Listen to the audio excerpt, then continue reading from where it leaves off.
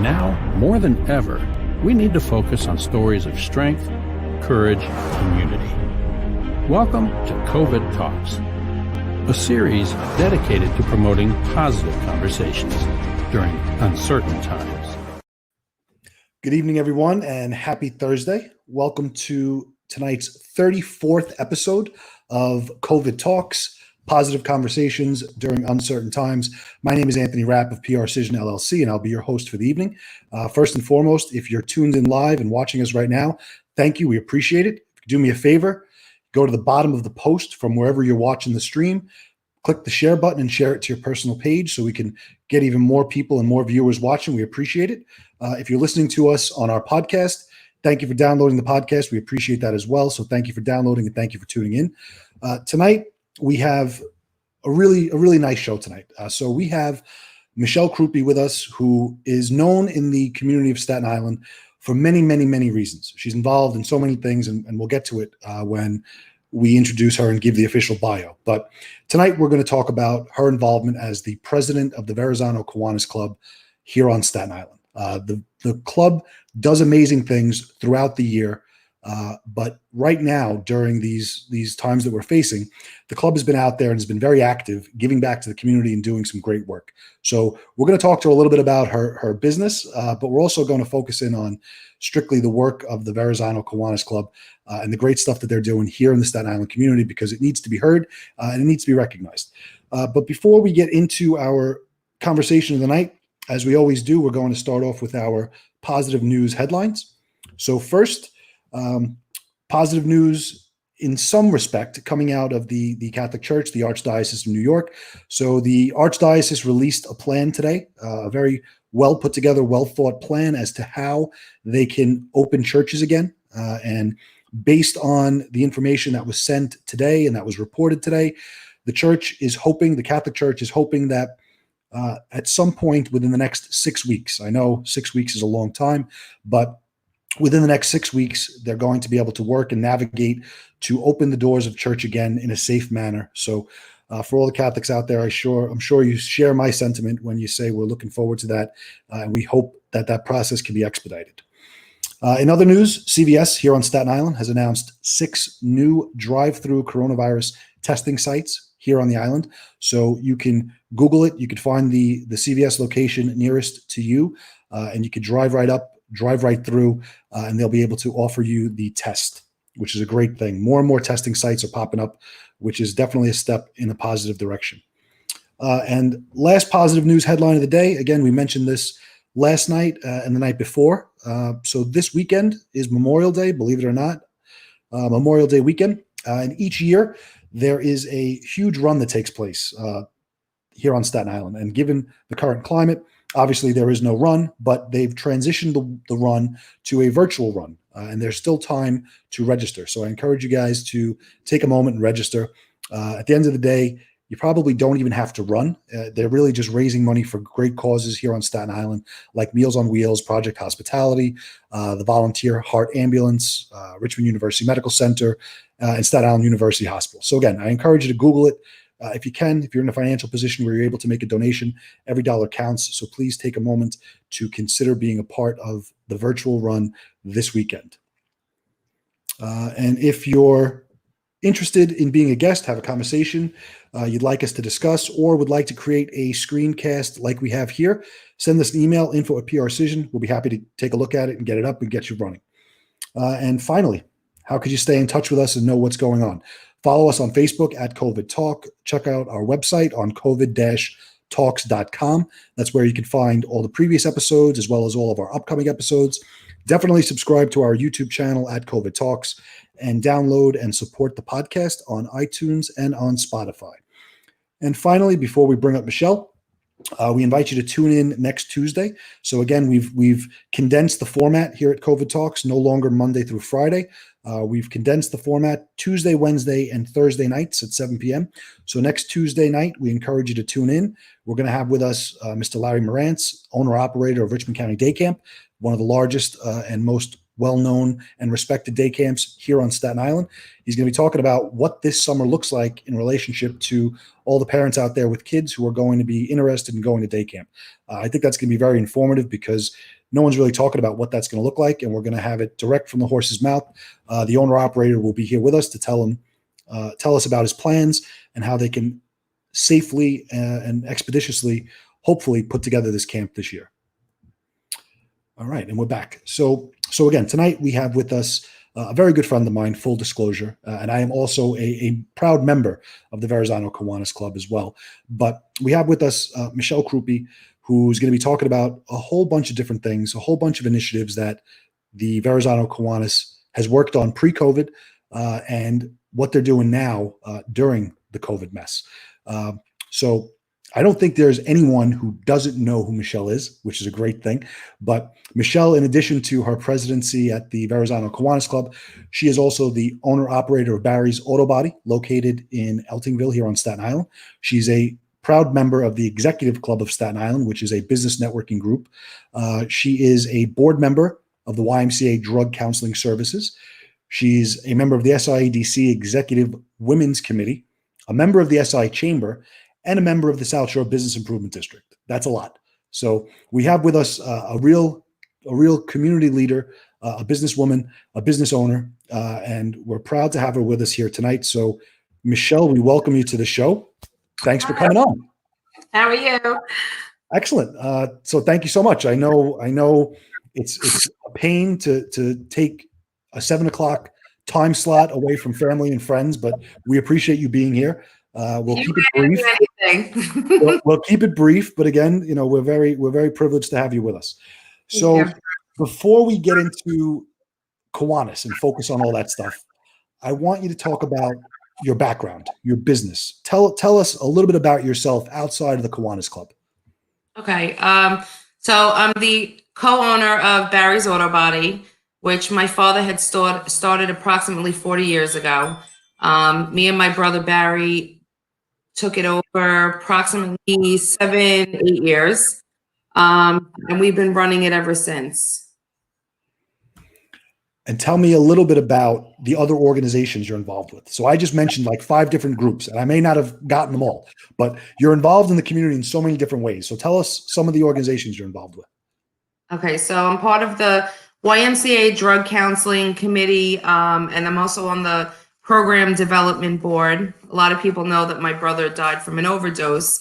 So that's one program that I'm very passionate about because I always want to try to help somebody else who's, in need. I'm part of the Staten Island Chamber, the Business Guild too, SIEDC, the Women's Committee, the Executive Women's Committee, and then also the Executive Club. I'm also on that. I think I can name them all. In the midst of all this, how do you have time to go into work? You're able to fit work in the day? Thank God they're all at night and really early in the morning. So let's shift gears a little bit. So clearly you are involved in the community in multiple ways. I mean, I know personally many things that every organization you've just mentioned has done for the community, especially Barry's. You've always done great stuff for the community, giving back. But let's talk about the Kiwanis. So the Kiwanis is a global organization. From my understanding, there's over 660,000 members of the organization worldwide. Their focus is on raising money and awareness for children, right? And to date, I think, according to the website, they've raised upwards of $100 million. So that in and of itself is amazing. And now you're the president of the Verrazano Kiwanis, which is a subdivision of the larger organization. But your division is the fastest growing division out of New York State. So tell us how you got involved in Kiwanis and why do you think this group in particular is the fastest growing? I think it's because of you, but you could tell us otherwise. So I got involved with Kiwanis. When me and my brother took the business over, we were trying to think of ways to give back to the community. My friend Todd had mentioned that he's part of the Kiwanis. When I first started, we were in a different Kiwanis. It was just a different group. they wound up breaking away, separating, and the people that separated, I seem to have we all had like the same goals. So we all decided to break off and we started the Verrazano. My opinion, the reason why it's grown so quickly is the fact that we're all kind of like-minded. We all have the same goals. It's a very organic club as far as the relationships are real. They're not, it's not for, I don't know it's just more organic. It's just, we're all there because we want to be there. And, you know, that goes to my friend and your friend. And we just all, you know, we're all helping each other. We became like a little family that grew into a big family. And we just, you know, it sounds cliche, but we love to, you know, we just want to help. And it makes you feel good when you're able to help your community, especially the people that can't help themselves. Absolutely. And I got to take the opportunity to shout out Steve Argentine, because Yes. Steve Argentine, you know, everyone knows that name as well. I'm sure anyone watching or listening, you know who Steve Argentine is. He's the owner operator of 56 different businesses here on Staten Island. He's a great guy in the community. He's always giving back. But again, Steve Argentine was one of the founding members of the organization, correct? Yes. And I know Steve is the one who brought me on board. My nephew, he brought in a lot of people. So it's a testament to you, to Steve, to the work of the organization at large.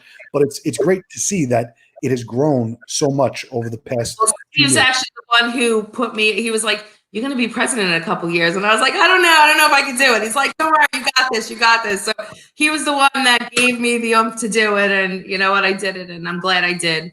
Good. He's like the puppet master. Well, I always say, I'm like, he's the president behind the president. And that makes sense. I wouldn't disagree with that. Yeah. You're much better looking than Steve. So we're happier that it's you than Mr. Argentine.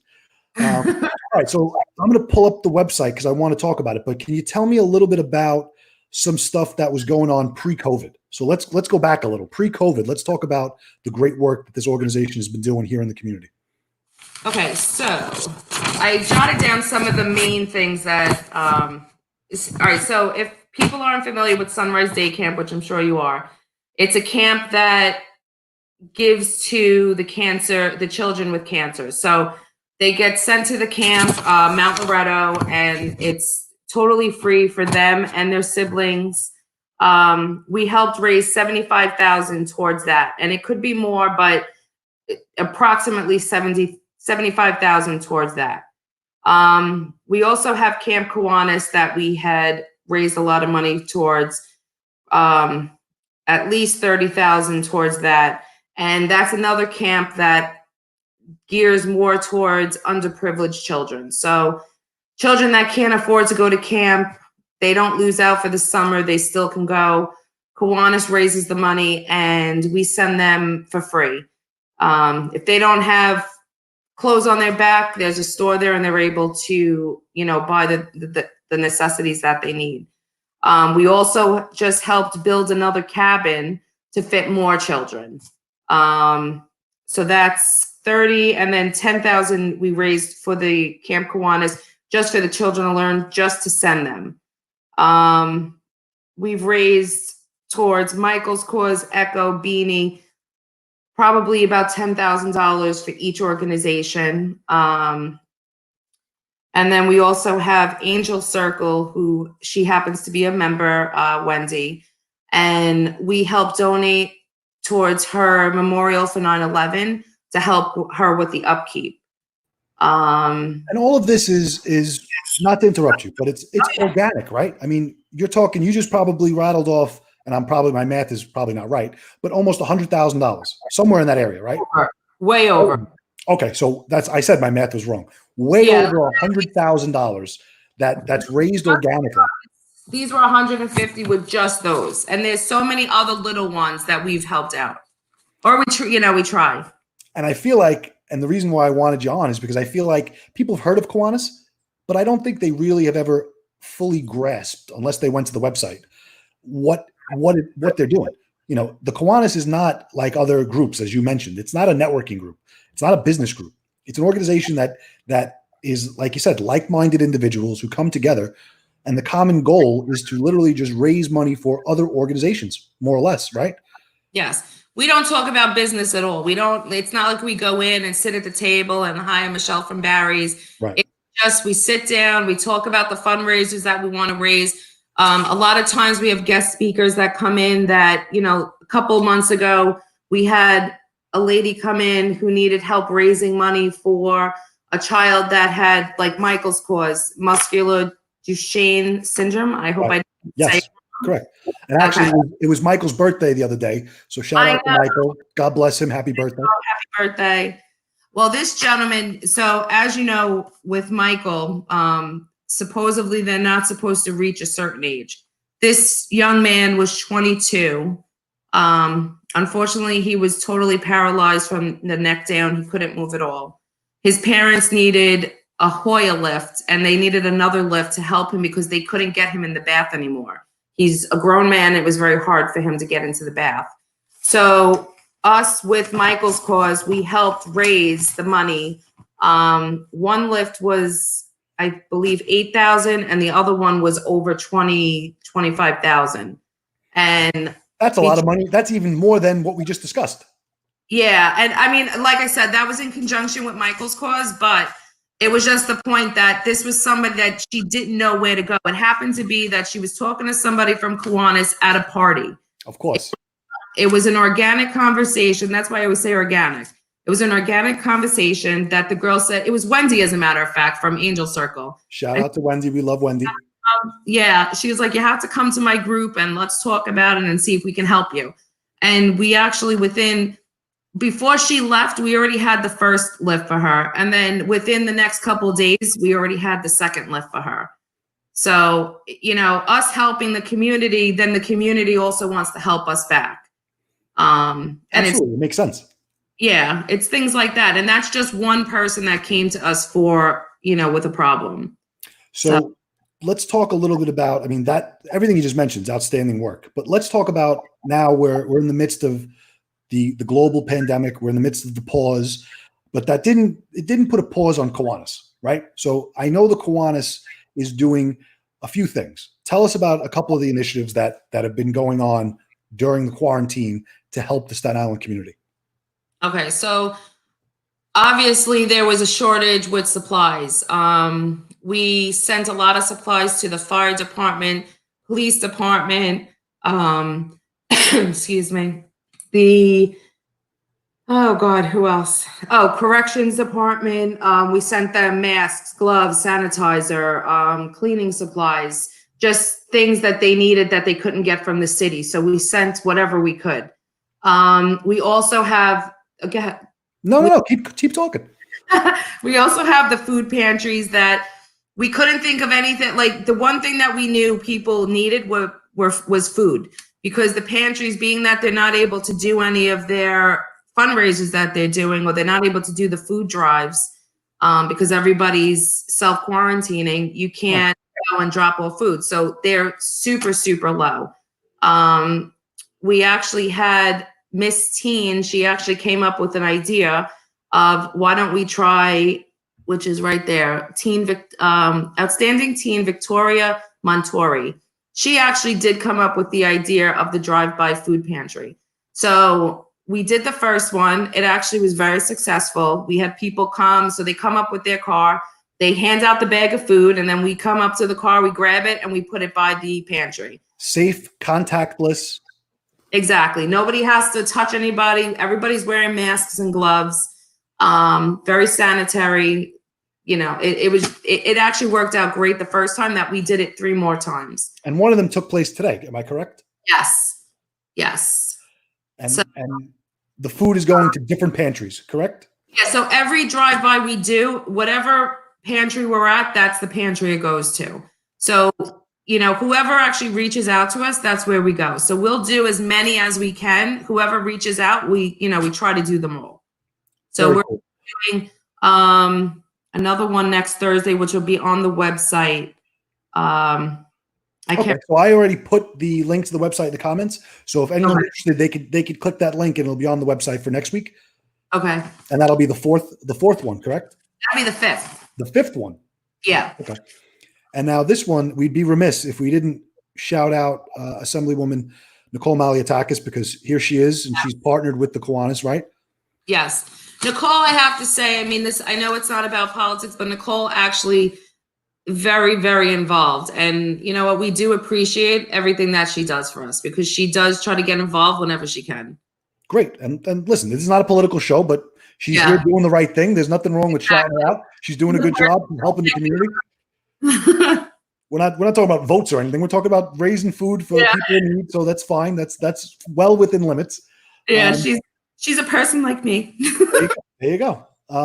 So let's talk about, first of all, congratulations, because the work that you're doing is great.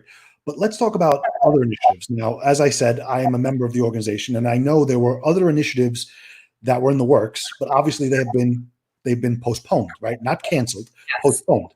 So tell us some of the other organizations. I believe one of them was the hospital, a major initiative. There were a couple initiatives that the group as a whole was working on, but now it's on pause. But what are some of those projects?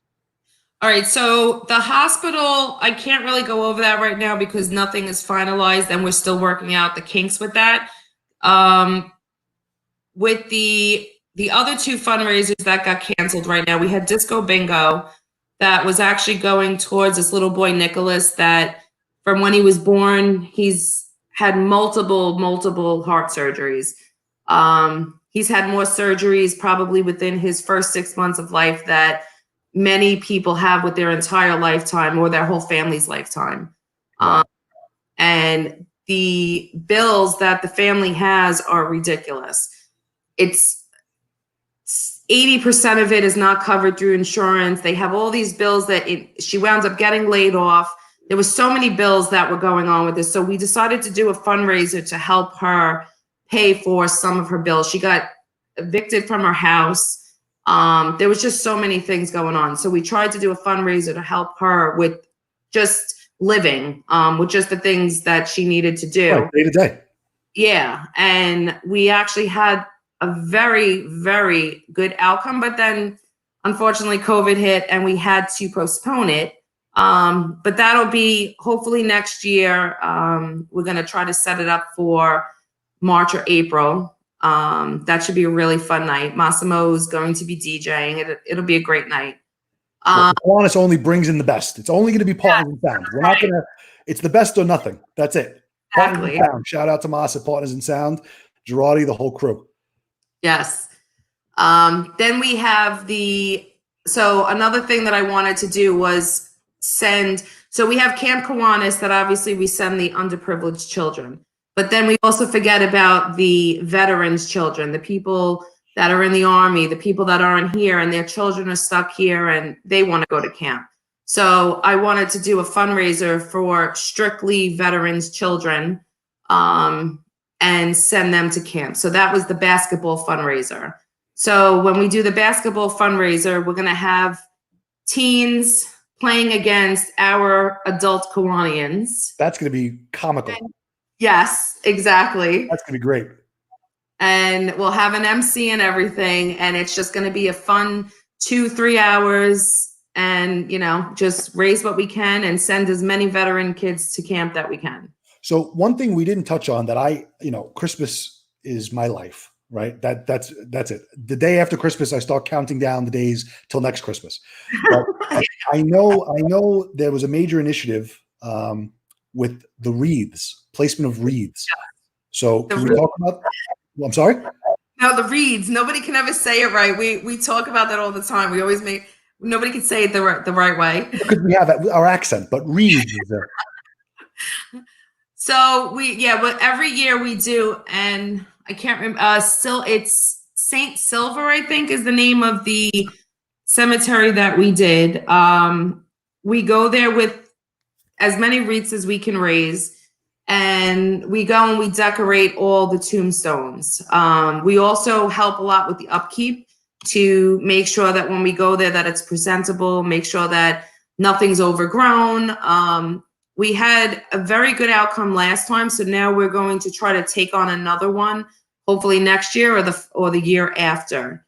But it's just a feel-good day. Get the kids involved, help them come clean up and decorate and it's just a really nice day. So you're helping kids, you're helping veterans, you're helping other local nonprofits. So to kind of summarize, the Kiwanis is almost a conduit to help anyone, more Yes. or less. So because there aren't a lot of nonprofits. I mean, on Staten Island, there's thousands, but there aren't a lot of nonprofits that extend help to other nonprofits, if that makes sense. So Yeah.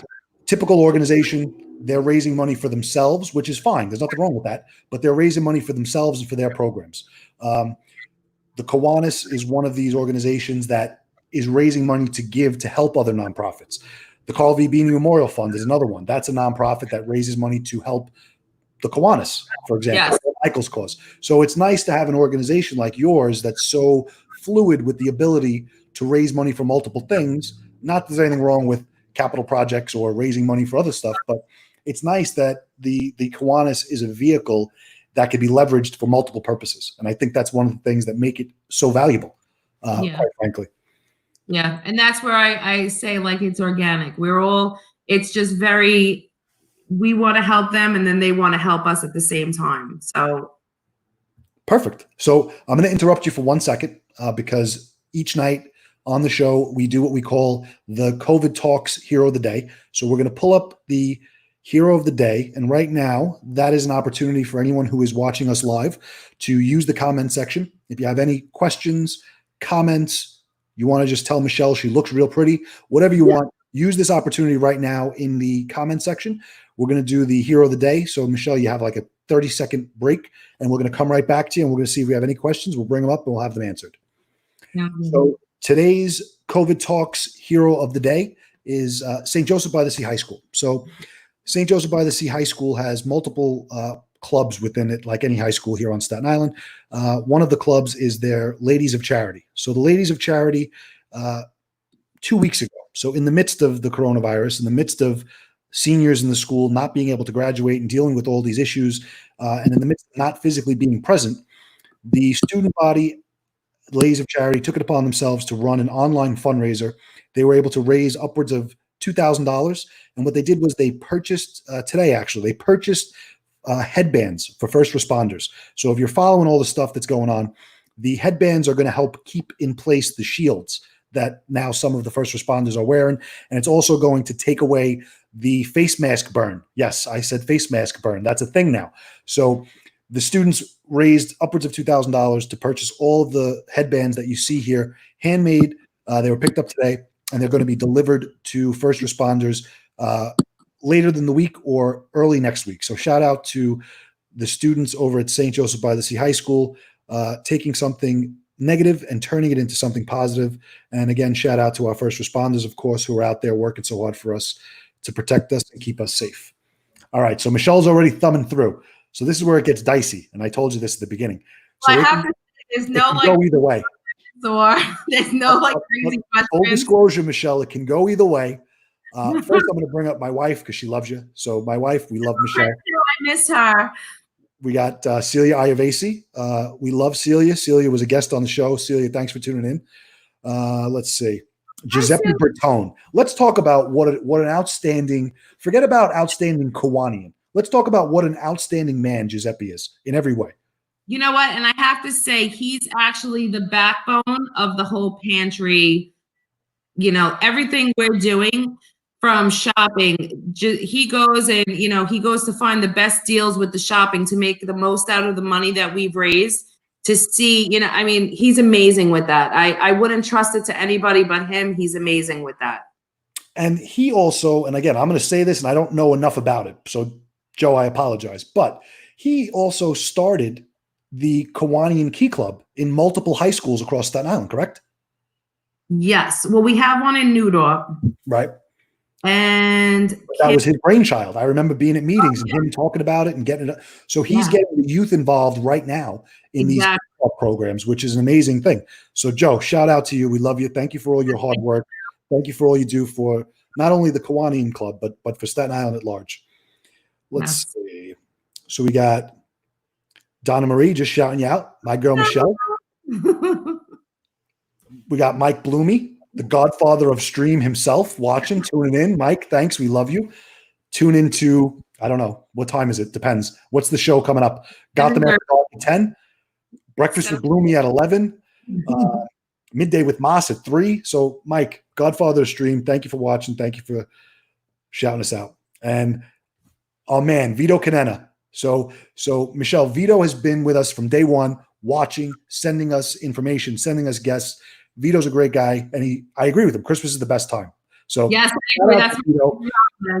shout out to Vito. Thank you for always tuning in. Here we go. Edgar Ortiz, a very good friend of mine's father from grammar school. So shout out to Edgar. Edgar, I hope you, Kathy, I hope everybody's doing well. But he says everyone should volunteer in any way they can. And Edgar, that's exactly what. It doesn't always have to be a big volunteer. It could just be any little thing. You know what? There's always somebody near you that needs something, that's in need of something. Whether it's talking just to, cheer up their day, or they may be in need of something, money or help with something. There's nothing too small, right? So every dollar goes further than a dollar, and even an act of kindness is considered an act of charity, right? Sometimes that's even better. Agreed, especially in times like now, because when you're crazy and you do something good and you're able to smile and say, you know what, this is miserable, but I put a smile on someone's face who needed that food. Or so you did to me, Anthony, today. There you go. See, I was successful. All right, so with that, there are a few more, and you could skim through them, saying how great you are. But I'm going to close down the comment section on our end. I'm going to thank you, Michele, for being with us, because I know.